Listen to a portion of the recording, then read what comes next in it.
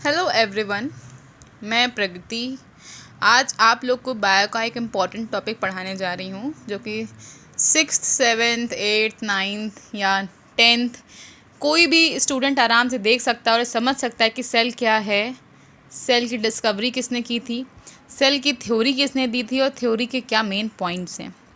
ठीक है।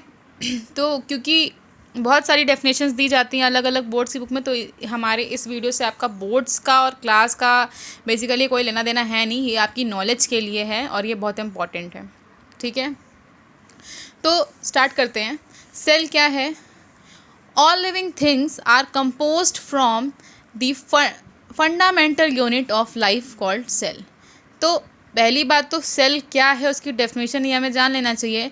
सेल वो एक छोटी सी इकाई है, फंडामेंटल यूनिट है। फंडामेंटल मतलब इम्पॉर्टेंट, बेसिक, छोटी, ठीक है, यूनिट है हमारी लाइफ की, जिसे हम सेल कहते हैं। और इसी सेल से कंपोज्ड बनी होती हैं हमारी लिविंग थिंग्स, हमारे लिविंग ऑर्गेनिजम्स। ठीक है, तो ये डेफिनेशन है। All living things are composed from the fundamental unit of life called cell. ये आप लोग याद कर लीजिए, इम्पॉर्टेंट है। उसके बाद कुछ पॉइंट्स मैंने अपनी तरफ से लिए हैं जो कि आगे कॉम्पिटिटिव एग्ज़ाम्स में पूछे जाते हैं और आप लोग को पता भी होने चाहिए, अभी से ही पता होना चाहिए कि स्मॉलेस्ट सेल किसकी होती है? माइकोप्लाज्मा की। माइकोप्लाज्मा बैक्टीरियल फैमिली से बिलोंग करता है। लार्जेस्ट सेल किसकी होती है? ऑस्ट्रिच एग की। लॉन्गेस्ट सेल, क्लास ध्यान रखिएगा कि लार्जेस्ट है तो ऑस्ट्रिच है, लॉन्गेस्ट है तब हम नर्व सेल की बात करेंगे। नर्व सेल लॉन्गेस्ट सेल होती है और हमारी ह्यूमन बॉडी में पाई जाती है। नेक्स्ट अब हम लोग देखते हैं कि सेल की डिस्कवरी किसने की थी।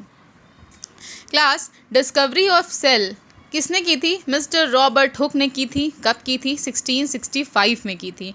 और ये 1665 में मात्र 27 साल के थे, सिर्फ 27 ईयर्स के थे। And he has discovered the cell, और इन्होंने सेल की डिस्कवरी थी। इनका नाम आप लोग याद कर लीजिए, ये बहुत ज़्यादा इंपॉर्टेंट चीज़ है। ये हर कॉम्पिटिटिव एग्ज़ाम्स में क्वेश्चन पूछा जाता है कि डिस्कवरी ऑफ सेल तो किसने की थी? सर रॉबर्ट हुक ने की थी। ठीक है, इनकी एक बुक है माइक्रोग्राफिया। क्या नाम है इनकी बुक का? माइक्रोग्राफिया। और इसी बुक में ये बताते हैं कि इन्होंने सेल की जो डिस्कवरी की थी, तो इन्होंने सबसे पहले सेल को कहाँ देखा था, किस चीज़ में देखा था, किस चीज़ में सेल को स्टडी किया था। ये बता दिया हमने आपको कि अब सेल की डिस्कवरी के बारे में बता दिया।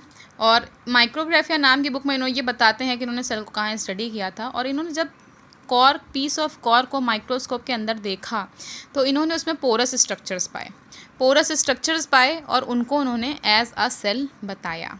ठीक है, तो ये था डिस्कवरी ऑफ सेल के बारे में। सेल क्या है आप लोग को क्लियर हो गया। अब हम लोग अपने अगले टॉपिक पे चलते हैं, जो कि है सेल थ्योरी।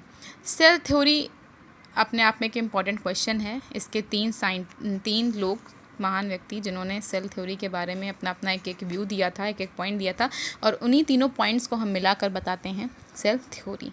ठीक है, तो सबसे पहले मैथियस स्क्लीडन का नाम आता है, जो कि एक जर्मन बोटैनिस्ट थे। 1838 में इन्होंने सेल को लेकर के अपना एक व्यू रखा। नेक्स्ट आते हैं थियोडर श्वान, इन्होंने 1839 में अपना एक व्यू रखा। फिर नेक्स्ट लास्ट रुडोल्फ विर्काउ, ये एक जर्मन पैथोलॉजिस्ट थे।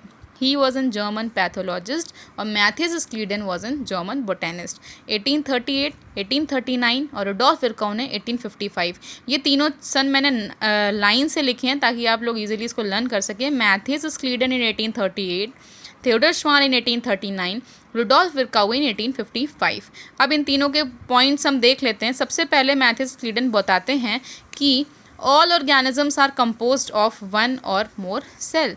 जितने भी ऑर्गेनिजम्स हैं वो एक या एक से ज़्यादा सेल से मिलके बने हैं। इजी पॉइंट है, आसानी से याद हो जाएगा। किसने बताया था? स्क्लीडन ने। नेक्स्ट थियोडर श्वान ये बताते हैं कि cell is the structural unit of life. जो सेल है वो, ये तो मैंने डेफिनेशन में भी आप लोग को बताया कि basic structural fundamental unit of life है।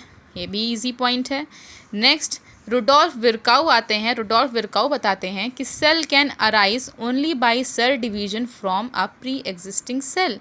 जो सेल नई सेल्स बनती हैं डे बाय डे, हमारी जो बॉडी में सेल्स डिवाइड होती हैं, जो पुरानी सेल्स होती हैं वो ख़त्म होती जाती हैं और नई सेल्स बनती जाती हैं, क्योंकि उनका एक लाइफ स्पैन होता है हर एक सेल का, ठीक है। तो सेल्स जो नई सेल्स बन रही हैं वो पुरानी बनी हुई सेल से, प्री एग्जिस्टिंग सेल के डिवीजन से ही बनती हैं, ठीक है। तो ये तीनों पॉइंट्स आपको क्लियर हो गए।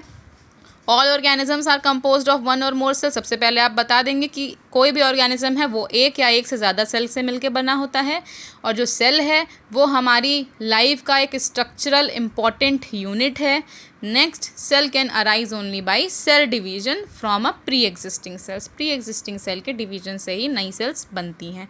तो ये बस इतना सा ही आप याद कर लेंगे तो कोई भी एग्ज़ाम में लिखेंगे कोई भी आपका मार्क्स नहीं काट सकता है।